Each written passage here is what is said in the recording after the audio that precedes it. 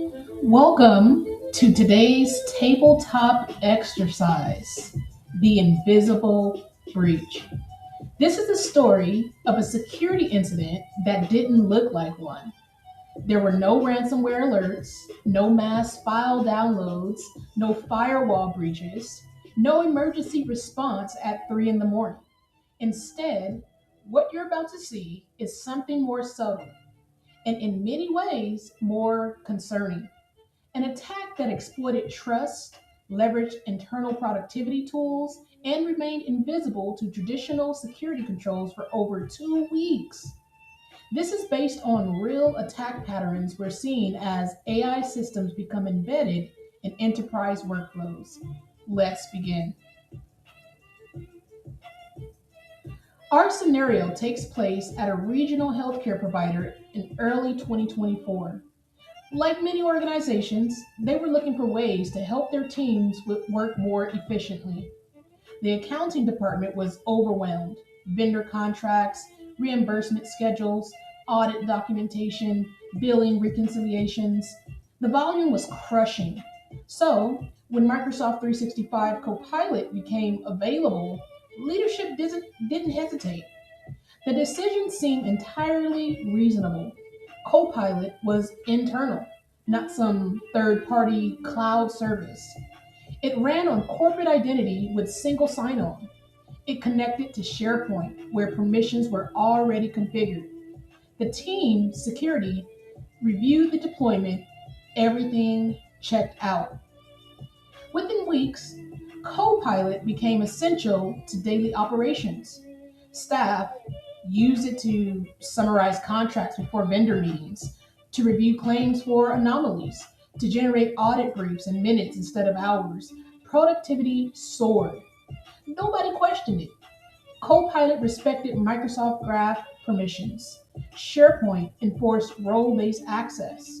From the department's perspective, this wasn't experimental technology. It was just a smarter way to access documents they were already authorized to see. And that assumption that nothing fundamental had changed is where our scenario begins to unravel. Now, here's the compromise. On Monday morning, a junior accountant named Sarah opened her email. One message stood out: action required. Update your healthcare elections. It appeared to come from the benefits team. The branding looked right, the tone professional. Sarah clicked the link. The page looked legitimate: company logo, familiar form fields, correct color scheme. She entered her credentials and submitted the form.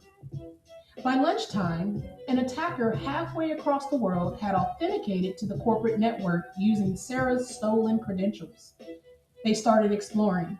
Sarah's permissions gave them access to routine vendor invoices, basic contracting templates, general billing documentation. Nothing sensitive.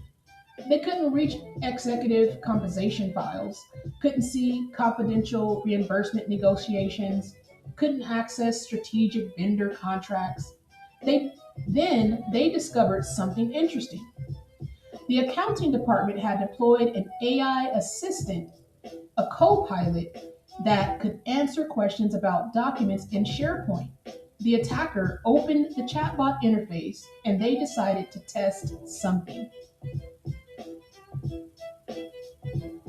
Now, let's look at the first query. The attacker typed, summarize all vendor contracts from Q4 that mention reimbursement rates above $500,000. Copilot responded within seconds with a detailed summary. Six contracts. Three of them were in SharePoint folders that Sarah's account couldn't directly access. The summary revealed specific pricing terms, reimbursement structures, and confidential negotiation outcomes. The attacker immediately recognized what they found: a permission boundary that existed at the file level, but not at the AI retrieval layer. Over the next 4 days, they submitted 47 queries. Questions about vendor payment terms, audit findings, contract renewals, dispute resolution strategies. Each query was conversational. Each looked like normal employee behavior. No files were downloaded, no data was exfiltrated through traditional means, no DLP alerts triggered. The attacker simply asked questions, and Copilot answered with information far beyond what Sarah's account should have access. From a network monitoring perspective, this was invisible. An authenticated user accessing an approved tool during business hours. Everything looked routine. Now, here's the anomaly. On day 8, a senior accountant named Marcus was preparing for a vendor negotiation. He asked Copilot a straightforward question: what were the key terms in our last contract with Med Supply Corp? The response was unusually detailed. It included specific pricing concessions Marcus didn't remember seeing in the standard summaries. He mentioned it to a colleague who shrugged it off. The AI probably pulled it from audit files or something. Marcus didn't pursue it. 2 days later, the internal audit team ran their quarterly compliance review. One pattern caught their attention. Sarah's account had submitted 52 Copilot queries in 5 days. Her normal pattern was 3 to 5 per week. The queries themselves were work related and professionally phrased, but the volume was unusual, and the scope was concerning, spanning contracts, audits, billing disputes, and strategic negotiations that weren't a part of Sarah's normal responsibilities. Internal audit flagged the account for a security review. The security operations team pulled Sarah's activity logs. They found phishing incidents, or the phishing incident that we discovered earlier on in this tabletop. They confirmed the credential compromise, but when they examined what the attacker had done with those credentials, something didn't add up. There were no file downloads, no lateral movement, no attempts to access payroll, HR systems, or executive email, just Copilot queries. The team reviewed each query. The attacker had been searching for high value contracts, reimbursement structures, and confidential vendor terms, topics outside of Sarah's normal scope. Then they ran a critical test. They cross referenced the queries against the actual documents Copilot had retrieved to generate those responses. That's when they found it. Copilot had pulled information from SharePoint folders that Sarah's account was explicitly denied access to. When the security team logged in as Sarah and tried to open those files directly, they got access denied errors. But when they asked Copilot about those same documents through conversational queries, Copilot provided detailed summaries. The permission enforcement worked at the file level, it failed completely at the AI retrieval layer. SharePoint said no, but Copilot said yes. Now, here's the core question. The security operations team presented their findings to leadership, and they posed a question that divided the room. Did Copilot violate the organization's access control policy? Or was the policy never properly designed to constrain how AI systems retrieve and synthesize information? The technical team argued Copilot was functioning as designed. It had broad read access for indexing. Microsoft Graph API was supposed to enforce user permissions at query time. The security team countered that the assumption failed. The AI retrieved documents based on semantic relevance, not based on runtime validation of user access rights. And the compliance team asked something different. Who is accountable? The user, the attacker, the deployment team, the vendor. The question hung in the air because this wasn't a simple security failure. It was a governance gap that nobody had anticipated. Now, here's a discussion exercise that I want you to pause the video for and discuss amongst your teams. It's your turn where you have 15 minutes to discuss 3 questions with your team.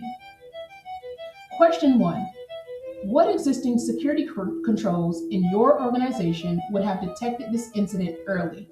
And critically, what controls would have missed it entirely? Question two: where does legitimate AI assistance end and unauthorized data access begin? Who crossed that line in this scenario? Question number three: if this happened in your organization tomorrow, who would be held accountable? Now, these aren't theoretical questions. These are decisions that you need to make. Take your time, challenge each other's assumptions. We'll reconvene shortly. Did you take time to discuss it with your team? Now, let's see what the healthcare company discussed with their team. After the investigation, the organization documented four critical findings. First, internal AI systems are attack surfaces. The threat didn't breach the perimeter. It leveraged a trusted internal tool that lacked runtime permission enforcement. A productivity system became an exfiltration mechanism. Second, trust creates blind spots. Everyone trusted Copilot because it was internal, authenticated, and connected to permission data. That trust reduced scrutiny. Unusual query patterns looked like productivity, not reconnaissance. Third, file permissions don't equal AI governance. SharePoint permissions were correctly configured. The failure happened at the AI layer, where retrieval used semantic matching instead of runtime access validation. And fourth, assumptions are not our architecture. The deployment team assumed existing controls would extend to AI automatically. They didn't test the assumption, they didn't validate permission boundaries, they didn't monitor for violations. The breach was invisible because the security model never anticipated how AI systems actually operate. Traditional access controls were designed for humans making direct file requests, not for AI systems performing semantic retrieval across massive repositories. So, what changed? The organization implemented five immediate controls. One, they inventoried every AI system with access to sensitive data, every tool, co-pilot, and assistant. They mapped what each system could retrieve and how broadly it was permissioned. Two, they red teamed those systems, prompt injection, cross scope queries, role based retrieval attempts. They documented every failure and fixed every gap. Three, they implemented runtime validation. Now, AI systems must verify user permissions at the moment of retrieval, not just at indexing time. Four, they built monitoring for AI query patterns, high volumes, cross category searches, unusual combinations, anything that exceeds a user's normal scope triggers review. And five, they established a governance first rule. AI systems must demonstrate bounded retrieval capabilities before production deployment. Constraints are validated, they are no longer assumed. The conversation about AI risk doesn't end with this exercise alone. It starts here, with your team in your environment today. Thank you for joining my tabletop today. And I hope that you take this and use it amongst your teams in your environment. So when you do deploy Copilot, or if you're thinking about deploying Copilot as a tool for retrieval for different teams, you can work with your security team to think about how to structure retrieval patterns, how to build the governance within your Copilot, or you can use other AI Azure services like AI search, right? Document intelligence, content safety, where you have more of a restrictions and more governance that can be built in, more better indexing when we're talking about role-based access, so that you know that Sarah is also not able to retrieve any type of documentation or conversational information from those documents based on per role. And that's how I recommend that you design your AI systems when you're using internal AI tools amongst teams. Thank you again. You guys have a good day. Talk to you next week.